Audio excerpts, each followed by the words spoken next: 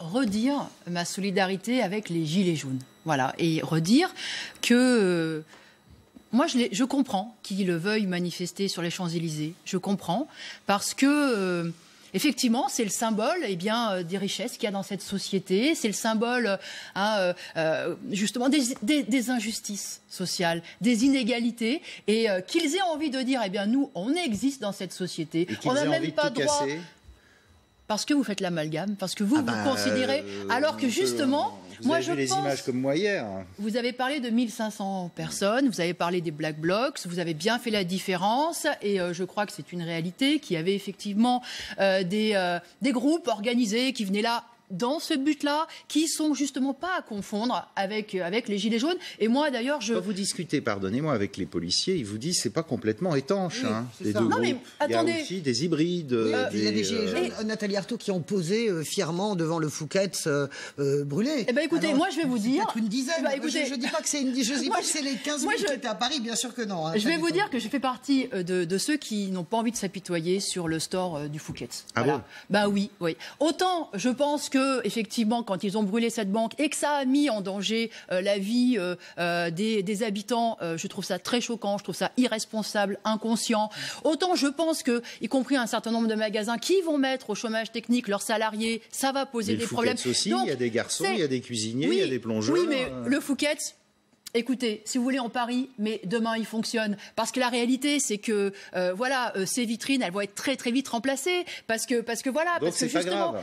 Non, mais vous comprenez que quand ces femmes et ces hommes réalisent qu'ils sont abandonnés par cette société, qu'ils sont relégués, qu'ils n'ont même pas le droit d'avoir un vrai boulot, mais juste quelques heures de travail, qu'ils sont voués à des boulots où ils perdent leur santé, où ils ont la trouille toutes les semaines de ne pas pouvoir remplir leur frigidaire, de ne pas pouvoir payer des études de leurs enfants. Eux, ils vivent cette violence-là.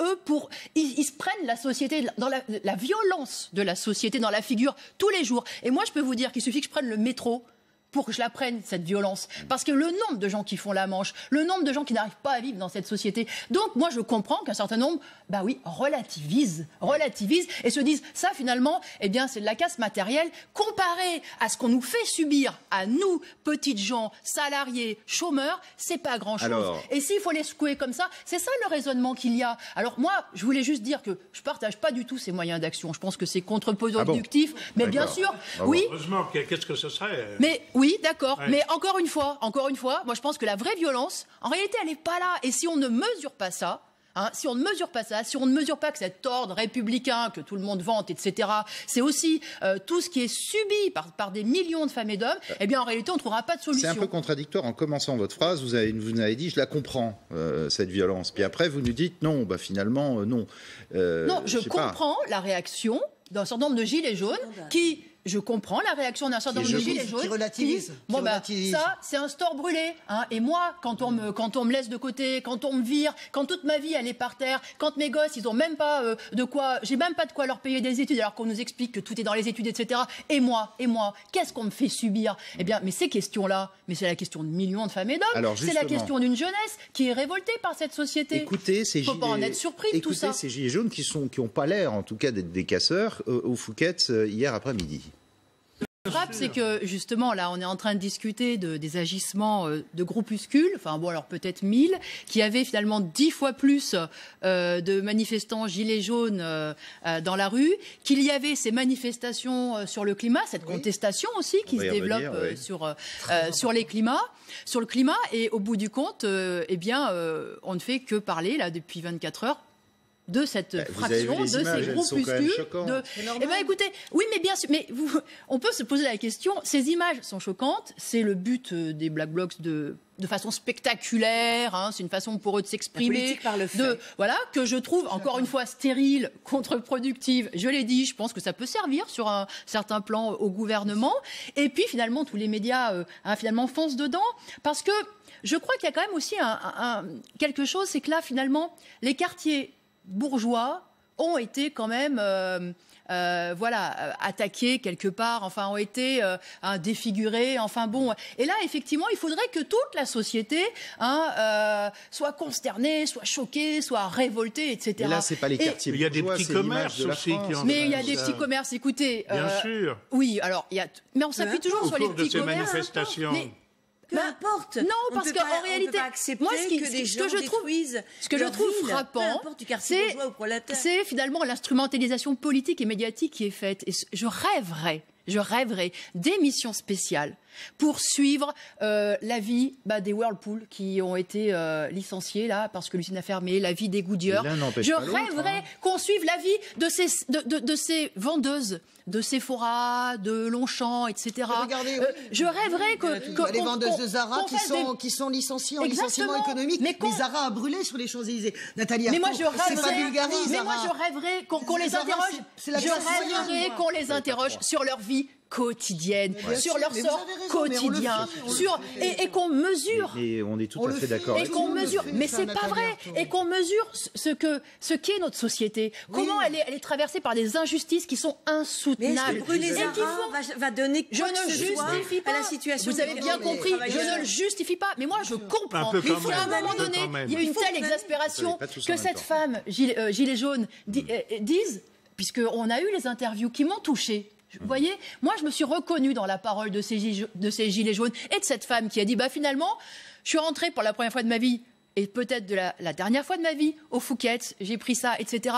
Je me reconnais dedans. C'est la première fois que je vole. Parce que oui, et encore, c'est pas du vol. Ouais. Mais moi, je me reconnais parce que justement, là, on a de façon spectaculaire la lutte des classes. La lutte de classe qui est qui apparaît là ouvertement. Voilà. Moi, c'est clairement d'un côté de ceux qui vous avez vu le premier sujet aussi. Aux travailleurs, aux petites gens. Vous avez vu le premier sujet où on voit un kiosquier ce matin sur les Champs-Élysées qui revient en disant le patron, il va devoir réparer et puis moi, je suis au chômage. C'est vrai. Moi, j'espère d'abord qu'il sauvera que son salaire sera versé intégralement parce qu'en réalité son patron il sera remboursé par les assurances, lui il perdra rien. Et je vois pas pourquoi le salarié lui il en prendrait plein la figure. Ça c'est une première chose. Et deuxièmement, je trouve qu'il y a beaucoup d'hypocrisie autour de cette histoire de kiosquier. Pourquoi ? Parce qu'en réalité tous ceux qui aujourd'hui en font des tonnes n'en ont rien à faire de l'avenir des kiosquiers. Combien il y a de kiosquiers qui ferment tous les mois en France ? Comment ils vivent ? Avec quel salaire ?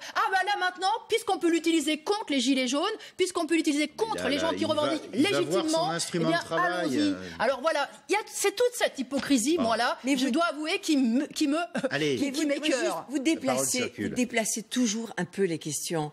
La vraie question, c'est...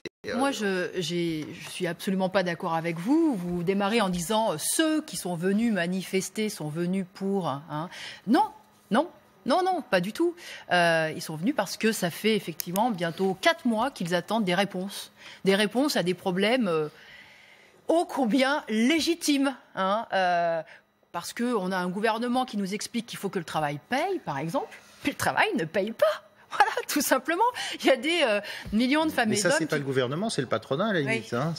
Oui, mais attendez, le gouvernement nous explique Pardonnez-moi, les salariés, c'est souvent le privé. Et vous avez raison, vous avez raison, parce que, nous, lutte ouvrière, on milite depuis le début de ce mouvement pour que, justement, il se développe et qu'il trouve en réalité son issue dans les entreprises. Parce qu'effectivement, nous pensons que si on pose la question du pouvoir d'achat, il faut poser bien sûr la question du salaire. Il faut poser la question de l'emploi aussi, parce qu'en réalité, le pouvoir d'achat, il n'existe pas si on se retrouve au chômage.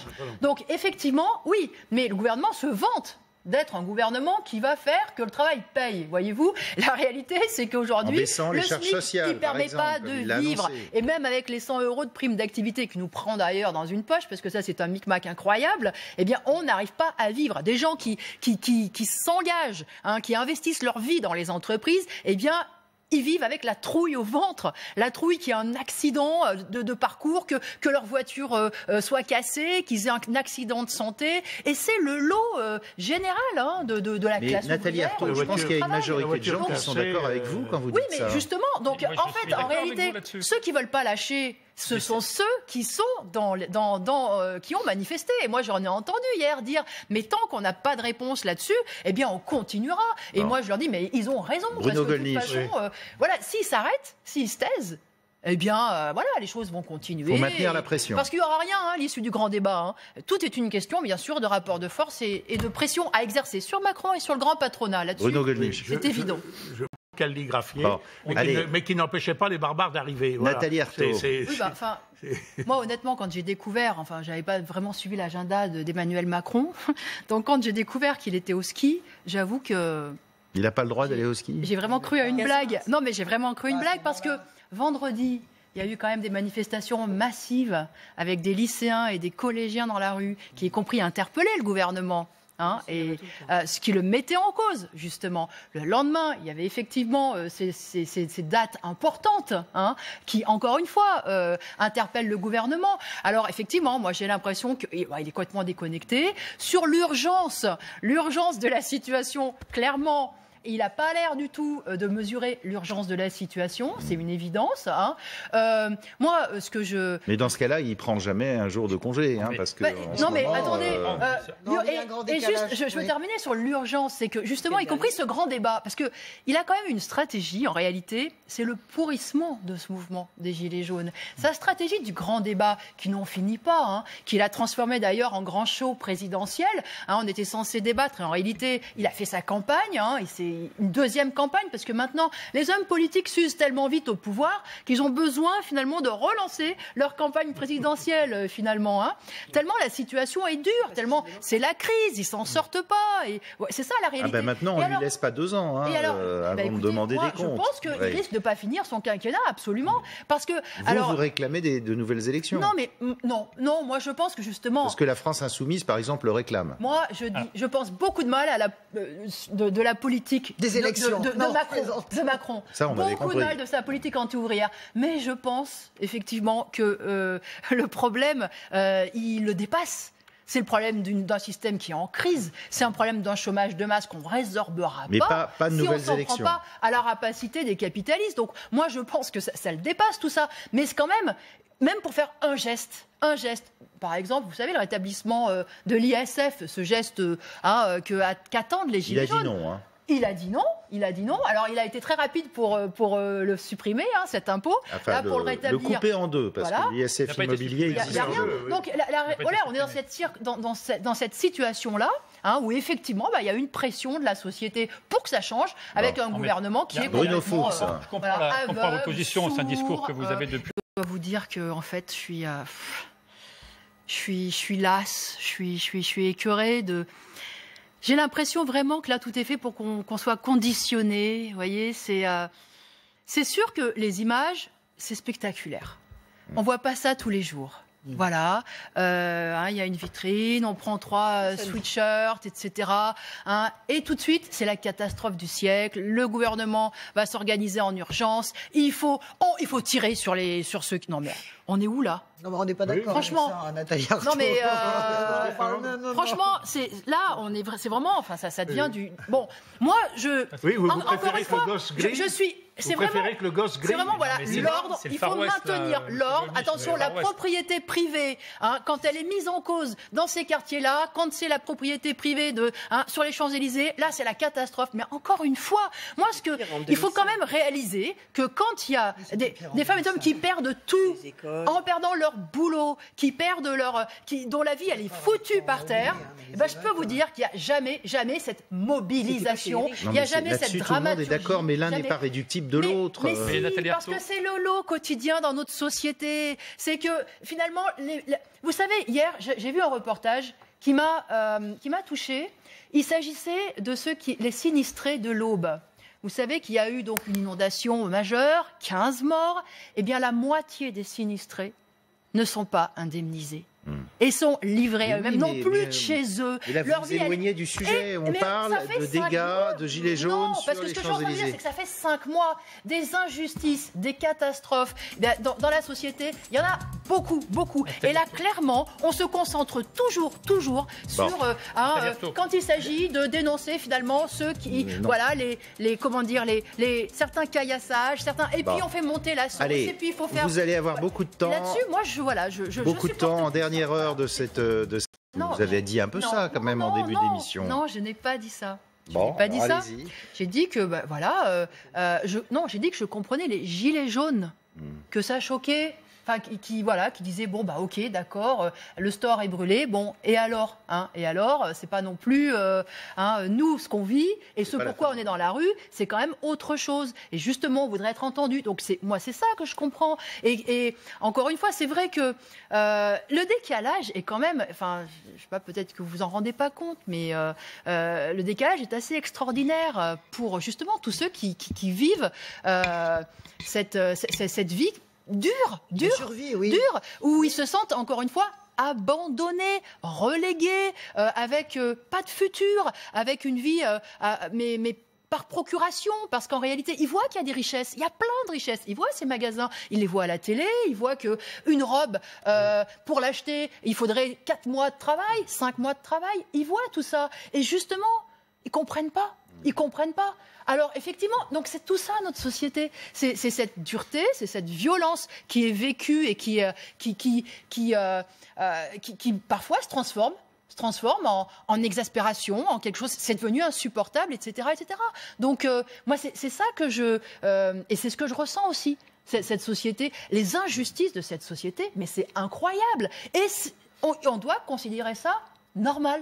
On doit considérer normal qu'il y ait 26 personnes qui possèdent autant que la moitié de l'humanité. On doit considérer normal que l'argent dégouline à un pôle et puis qu'il n'y ait pas de quoi embaucher l'apprenti qui a bossé, qui a donné le meilleur de lui-même, etc. On trouve... Mais si, c'est normal de voir... Aujourd'hui, vous savez, il y a des gens qui réservent un billet pour faire le tour de la Lune en 2023. Alors, c'est des milliardaires. Hein. Bon, mais ils réservent ça. Vous vous rendez compte ? Mais ça n'a rien à voir. Mais c'est notre société. Moi, vous savez, je travaille à Aubervilliers. Moi, je suis prof à Aubervilliers. Est-ce que vous savez que malgré tout cet argent qu'il y a dans la société, on est en train de nous enlever des moyens dans l'éducation de ces quartiers, de ces banlieues où on sait tous les problèmes qu'il y a, justement pour se loger. Parce que c'est pareil pour le logement. Aucune solution par rapport au logement insalubre, pas de solution pour les urgences hospitalières. Alors, vous voyez, c'est ce décalage-là, et c'est ce qui devient insupportable. Alors voilà, que ça crée des réactions comme ça, il faut le comprendre. Et moi, encore une fois, les gilets jaunes qui étaient là et qui disaient, oui, voilà, et nous, moi, je suis de leur côté. Mais ce qui est navrant dans...